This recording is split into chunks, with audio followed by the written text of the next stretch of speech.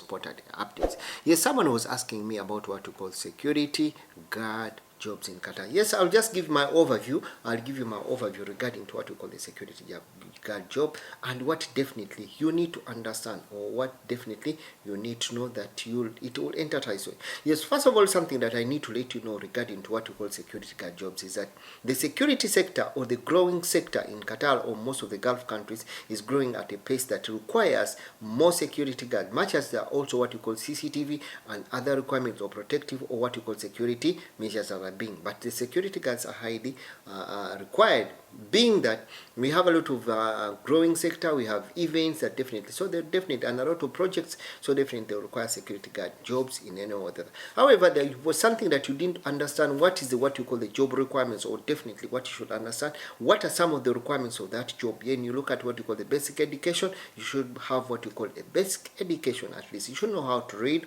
combine words, and be able to reply back. Yes, most of you will agree with me now. It's taking so much serious with that, and that's why most of you are now going for what you call the Ministry of Interior training, or having what you call the Ministry of Interior license. Then you look at experience. Yes, most of the places, most of you will agree before, they're not so much focusing on what you call the experience or work experience, but now it's mandatory. They need to double check. You should have a few experience over that, because they will ask you a lot of questions. Even if you go to the interview, they will try to ask you a few questions regarding to some of this gadget, the fire extinguisher, how you can do this, how you can do this. So you should have that basic knowledge for you to enable for you to, in that regard, to be able to communicate back in any way. Then you look at what you call physical fitness test. This is also very paramount for people who are going to work with the security guards. Definitely you should be physically fit, because it involves standing, it involves moving, it involves climbing, let's say most of you have been to these buildings. It involves you need generally as yourself to be a little bit physical fit. Then language skills, you say the English if you don't know Arabic, but you should appropriately have a little bit of some English that you can be able to speak back. Then we look at the duties. What are the duties and the responsibility? Some of the duties of main duties and responsibility of the security guard, we look at what you call monitoring and patrol. Then we look at access control for those people who are working barriers access. Then we look at what you call emergency response. What can you do in case of the emergency response? What is your role? Then also we look at things like reporting. Report writing, it can be verbal, it can be communication written out, or it can be through exchange of any other media.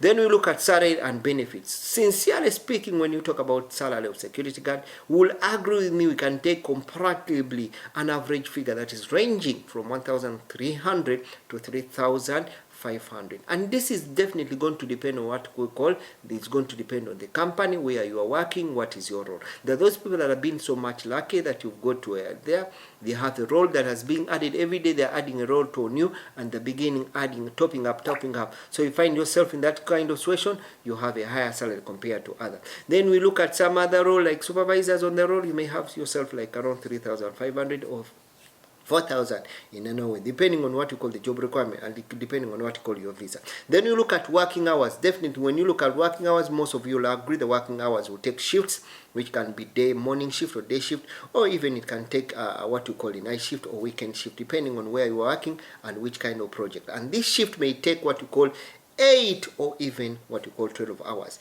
Then we look at another one that definitely not need to understand what you call overtime. Yes, sometimes, most of the times, these jobs require what you call working overtime, but it will be paid by your company depending on the scenario. Hope I've tried to share something for you. Thanks so much. Remember, Stories Mix, trying to give you this in this kind of situation. Yes.